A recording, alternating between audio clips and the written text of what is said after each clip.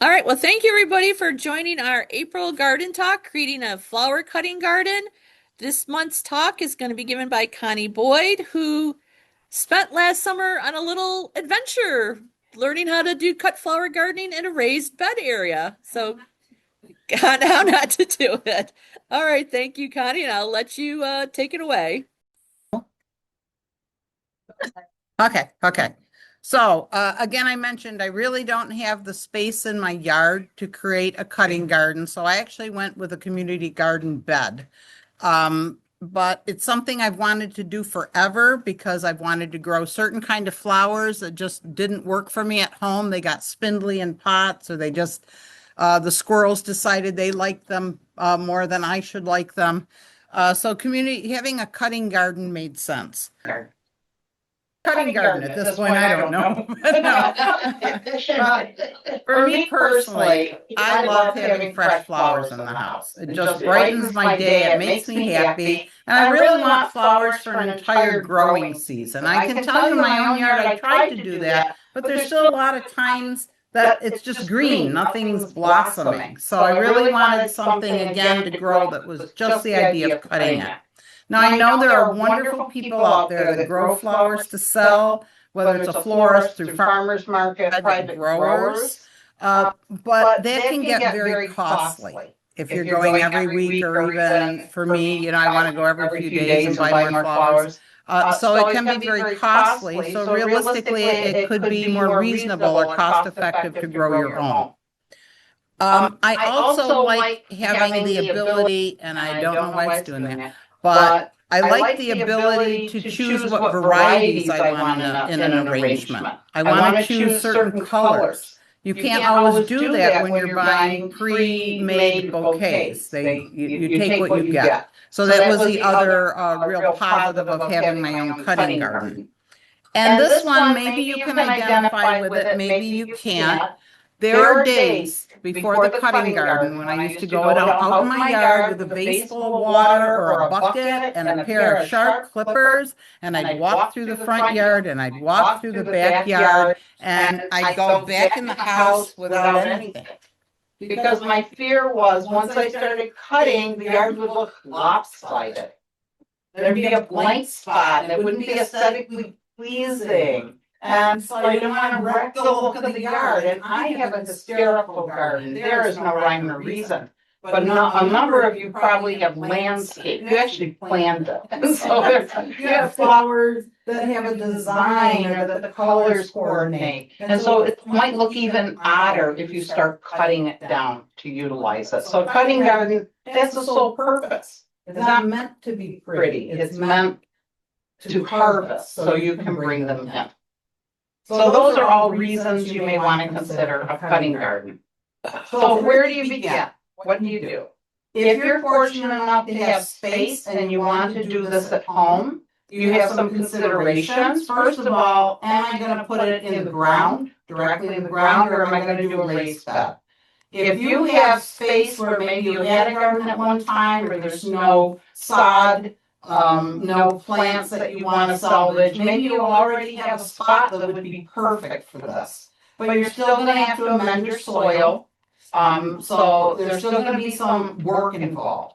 If you're going to convert part of your lawn to a cutting garden, you're going to have to dig out all that grass, or you're going to have to smother it. So not only is it labor intensive, it could take a number of months or weeks. So you have to really plan ahead for when you wanted to do your planting. And it might be overwintering to try to get rid of whatever's growing there. So those are considerations. I'm saying this within view of the neighbors are hidden. Because the cutting garden isn't always going to look pretty. You're chopping it all up all the time. Yay, to bring things in. But it's not necessarily going to look pleasing to you or your neighbors. So a lot of people that grow cutting gardens at home actually hide them. They put them way back where they are not that visible, or behind a fence, or a line of shrubs or something. So again, is it going to bother you to look at this patch that's always getting chopped? That's a consideration. How much sun is it going to get? That is certainly something you're going to want to be aware of. And it's really going to be dependent on where you locate it in your yard, but also what are you going to be able to plant them? And I know with me, I wanted annuals. Most of them take really full sun. I just don't have a sufficient large enough space to do that at home, but you may. And so at least be aware of what you want to plant. So how much sun do I need to have on that bed? The size of the bed, how big, and probably starting small is better. And I know we had a wonderful program on raised bed gardening. And one thing Brandy said that is really important, don't make it so wide that you have to step into it, because you're going to compress the soil and you're going to make it harder to get the flowers that you want and take care of them. So, smaller may be better than converting the whole backyard to a cutting garden your first year. So start small, but make sure they're not so wide that you have to step into the bed. Make sure you can maneuver around it well. And again, I mentioned soil amendment, certainly if it's in the ground, but also if you do a raised bed, you're going to have to either amend soil that you're putting into it or buy soil that is a good growing mix. That's going to be critical. Also, even with a raised bed, do you have materials to construct that, or are you going to have to buy something prefab to put together? So again, those are all things to take into consideration before you make your decision. I went community garden route, which I highly recommend, although all the beds are gone now. So if you didn't get it, sorry. Next year. But there are also considerations if you're going to look at community garden space. First of all, you're not going to be able to do a 2x10. The beds are already set. They're already sized, 4x4s and 4x8s in our garden that I'm aware of. And being able to rent those, there is a cost to rent. It may be based on your experience as a gardener to what size bed or how long you've been renting at the community garden. So again, if you want this massive garden bed, it's not going to happen at the community garden. They're set sizes. Again, there's a cost, but I think incredibly reasonable what you get for the cost. Is it far from home? I'm really lazy. And if it was in Oakfield and I live in Batavia, I could guarantee you I'm not going to get myself there consistently enough to care for it. So be realistic. Are you going to be able to get there? Walking, biking, driving your car, whatever, at least every couple of days so that you can keep it watered and also so you can cut flowers as they bloom. So, be realistic. Am I going to get myself there from home? You can't wander out in your robe and your coffee cup like you can at home. Well, you could, but it might look a little dicey there, especially to all those tennis players. You also have set access. So you're going to get in probably in May, and you've got to have everything cleaned up and out by October. So at home, you have access year round. So if you want to plant perennials and leave them there, that's okay. If you plant them in a community garden, you got to dig them up. You cannot keep them there. So you need to keep that in mind. And also, usually I believe it's a dawn and dusk. So again, they don't want you wandering there at midnight harvesting. It's not good. So just to be aware, those are considerations with it. But to me, it was such a plus because it's a raised bed. It's got full sun exposure, perfect for the annuals I wanted. The soil is already prepared. And the Master Gardener wizards that monitor this, it's magic soil. I can't believe it. It is such a perfect growing mix that I didn't have to buy or mix. It was right there for me. You have also accessible water. I don't have to carry it in buckets. You've got a number of spigots and you've got the hoses, and really it's so easy to go that route rather than trying to do something at home. So I highly recommend it, but if you want to do it at home, again, that is an option. This is the fun part. What am I going to plant? Right? And again, annuals versus perennials. If you're in a community garden bed, you probably want annuals because you're going to have to clean them all off. And also annuals tend to be vibrant and they bloom a lot. And so if you're solely doing this to cut them, they're perfect. But if you have a home garden, perennials, again, more bang for your buck, and it goes on and on and on. So that's something, and they're pretty cut too, a number of them. Do you want seeds or pre-started? I did both. Pre-starts are potentially going to blossom sooner than starting the same thing from seed, but maybe doing both. So you get a set of blossoms from the pre-start followed by the seeds. So really it's your call. And again, pre-starts are usually going to be a lot more expensive than starting with seeds. You want to, though, look for something that's continuously blooming. You don't want a one-shot blossom because that takes up a lot of space in your bed that then is basically non-productive. So you want something continually blooming. Strong stems are very good because they're not going to flop all over in your bed. You're not going to have to stake them potentially. They're going to stand up better in a vase. It just makes sense. Be aware of height. I think I was aware of height, but I will talk about that as we get into this. But maybe you want things all about the same height, so there's no shading with the sunshine. And the number of flowers you plant should very much be dependent on the bed size and proper spacing. Oops, I'll talk about that. I found it very useful too, as something is labeled as ideal for cutting, because yeah, it's grown to do that. So it's perfect to put in your vase for home. So these are what we went with. I love zinnias. They get spindly at home. They just look awful in my yard. Cosmos, I tend to get kind of, again, leggy at home. My husband loves cosmos, so we had to grow those. I love sunflowers. I can grow sunflowers at home, but only the ones the squirrels plant near the feeder. Anytime I have attempted to plant sunflowers, nothing comes up. I'm pretty sure the squirrels dig them up. And just the ones they forget that grow are always in the wrong place.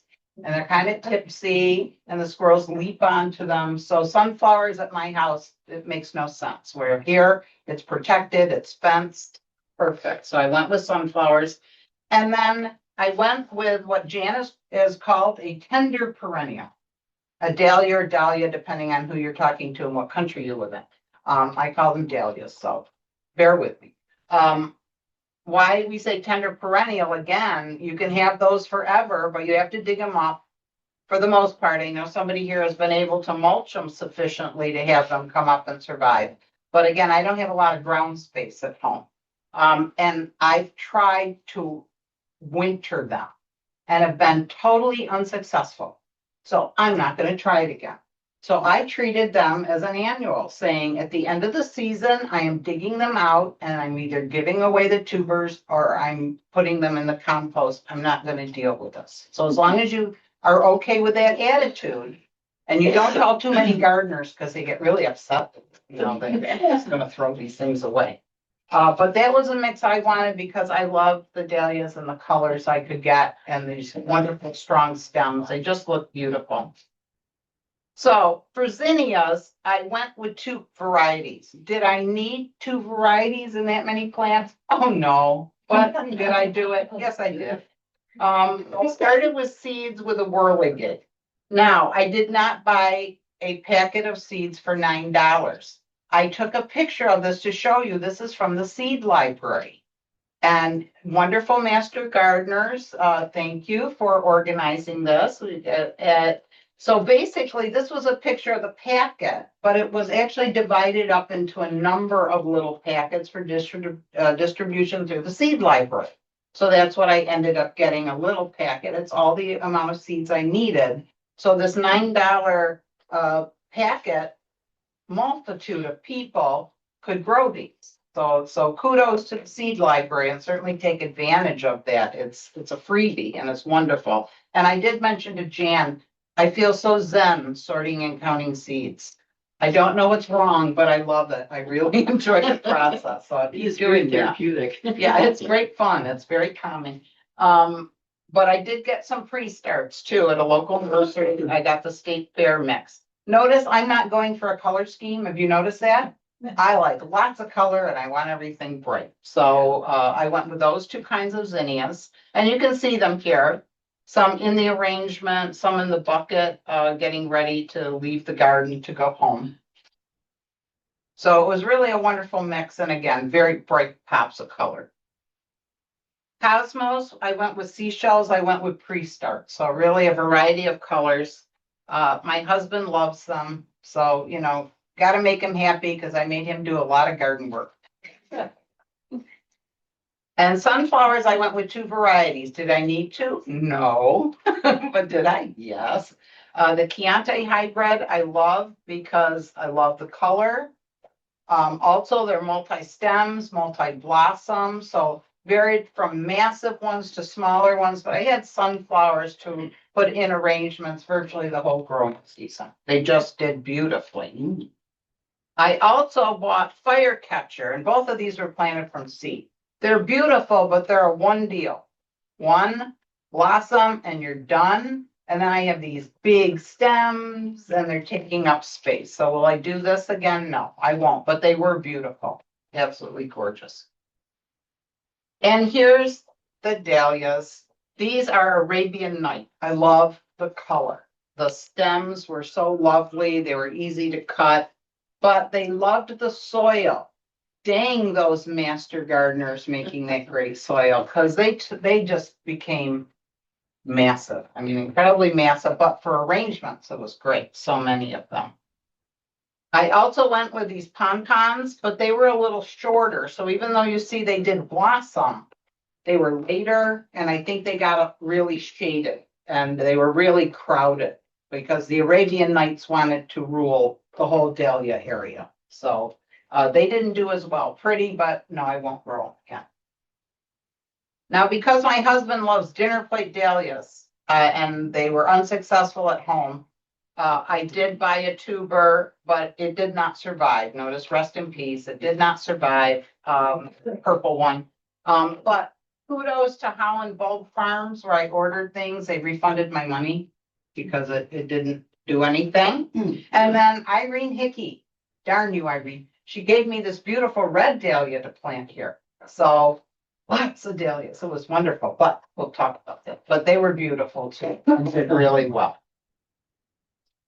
So you've decided what you're going to grow. You really need to design the bed. So here's my wonderful little sketch where I laid out everything I was going to have. I thought I was being really good about how many inches between each plant of the variety, how much space between the rows.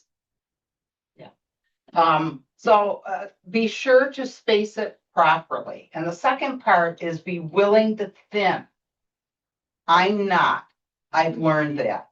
I am not. But I'll kill it. It's growing so well. And so I leave everything, and then there are too many plants in the bed because the soil's great and it's full sun and all those wonderful things. Refrain from going overboard with too many varieties and too many plants. Did that. And traditionally rows are used. In a community bed running, in a garden, in a cutting garden, you do rows running north to south, 18 inches between rows. Mine weren't all 18 inches between rows. Well, I need to do that. Yes, it's kind of critical to leave some space. So here's the initial planting. I think you can see already there are too many plants in there, right? The dahlias are at the far end, and closer to here, you've got the cosmos. So I did dahlias, zinnias, sunflowers, cosmos. This I call my retrospective oops, because despite me spacing it, when I actually went to plant it, of course I put too many in because I thought this is like home. Some are going to die. Nothing died except for that one dahlia. So everything grew, and I really didn't leave that 18 inches between rows. I crowded that. Once established, again, you need to thin them. Especially the Cosmos sunflowers, it recommended they were thinned out. I didn't do that. I'm so willing to admit the things that I did that were wrong. And I think I planted too many varieties because I wanted them, so. And the result is that you've got overcrowding, and there was really a struggle for sun for some of them, especially as they weren't growing at the same rate. See? Whoa. Look at those cosmos. They were over 6 feet tall. I cropped them in half partway through the season because they were lovely and green, but they weren't flowering. I finally got flowers. But you can see these those are all dahlias. Just dahlias. So it was prolific. I got a lot of flowers. Was it done correctly? Not really, but I got flowers, but it probably shouldn't look like that. But on a positive note, as I said, I love watching it grow. We got a massive number of flowers all season long. Sometimes I'd be taking a bucket of flowers home every other day. So it really yielded an incredible amount of flowers from a 4x8 plot. So it was really wonderful to experience that. Because at home, like I said, I take the clippers out, I look around, I walk back in the house. So this was perfect. It really fulfilled exactly what I wanted. And again, you can see the height, the cosmos that took over, made it hard for people to walk around. I apologize now. I also didn't calculate with the height that I was going to be in a raised bed, which puts stuff up a little higher. They're really tall sunflowers. I casted some shade. I apologize. It will be done differently this time around. But again, things just grew beautifully.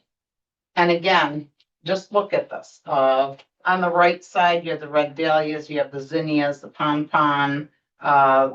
You can see the sunflowers, just how prolific they were. So I can't fault it for production.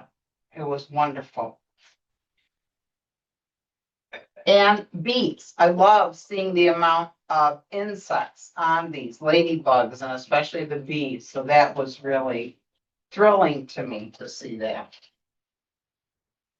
Okay, believe it or not, we're not done because now you have to cut them.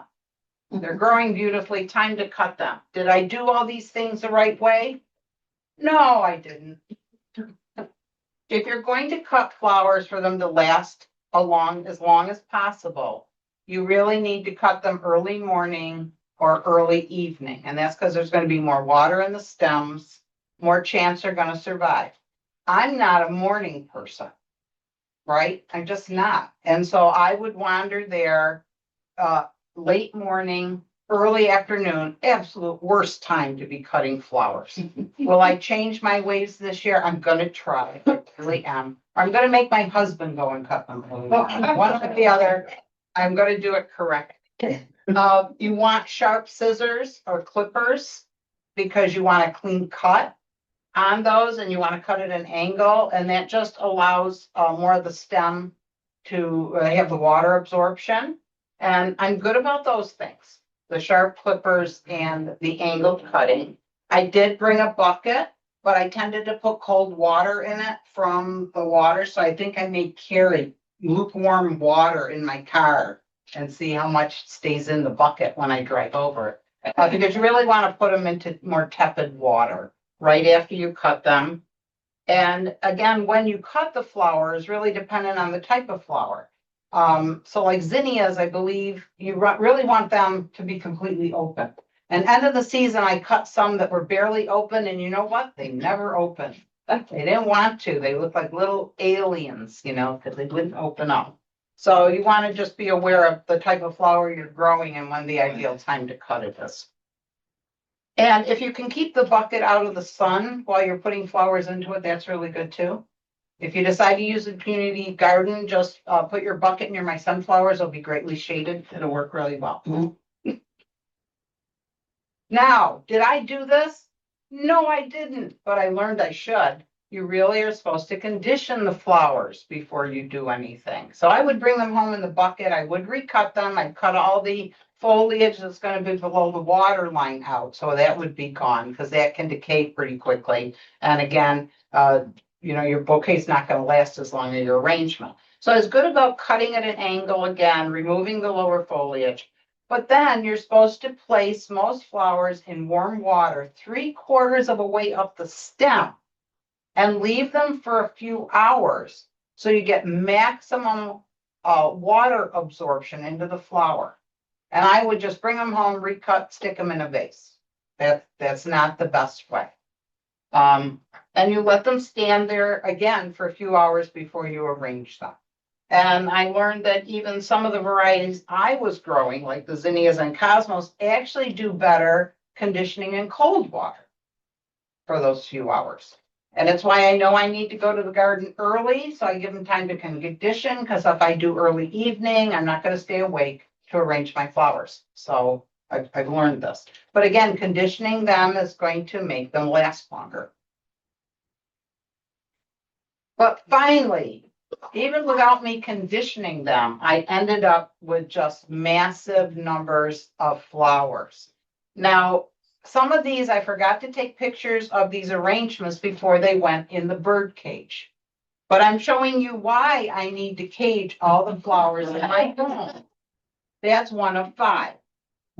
They circle that cage, hoping the flowers will jump out at them. And even though everything in these arrangements, except the dahlias, is non-toxic, I don't want a chewed arrangement. It doesn't look particularly pleasant, and it still can upset the cat's tummy, and then I have a vet call. So Chappie is just one of the reasons that bird cages are a lovely thing. They're decorative, and they can't get to the flowers. So you see again, another arrangement. What I loved is every time I cut, every arrangement would be slightly different in terms of the flowers and the colors, even though I'm just growing 4 different kinds of flowers. I did end up having to buy at least 2 big cages because I was bringing home so many flowers. I did give some to neighbors occasionally. But again, the colors were vibrant. The mixes were just gorgeous. Absolutely loved them. And you can tell I like bright because I have this glaring neon yellow dining room and an orange living room. So I like color. So they complemented it. They didn't get lost. And you can see, again, all the different kinds of flowers in here, the 4 varieties. And again, they just look so lush. And again, here's the bird cage. And again, this arrangement looks different.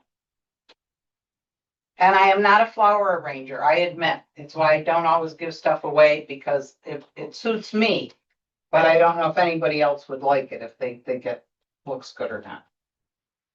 Again, more cages. And again, I can't even leave stuff on the countertop for 2 seconds, or I have a cat at that. So I mean, it's labor intensive. So what would I do next time? Well, I admitted it already. Proper spacing, fewer plants. I'm going to get out of bed and do early morning cutting. I'm going to condition the flowers, and I'm going to buy more cages to put them in. So I have arrangements all over the house. There's a couple of great books at Richmond Memorial Library that they were able to get me. They're strictly about growing flowers for cutting gardens. And again, upcoming programs. Yeah, excuse me. Thank you, Connie. Yeah, so we do have some garden talks coming up in May, the native bees and how you can help. And in June, we're going to go on a foraging journey and learn what weeds we can eat out of our yards. And of course, July, we take a little break and we'll be back in August. And if you're interested, our spring garden gala is just like about 6 weeks away on May 16th. 10 a.m. to 1 p.m. And that's our big giant plant sale. And Connie, anything else before I stop the recording? No, if there's questions. All right, I'm going to stop the recording and then we'll go to questions. Could you go one back? I was gonna write down the Yeah. books. Is that okay?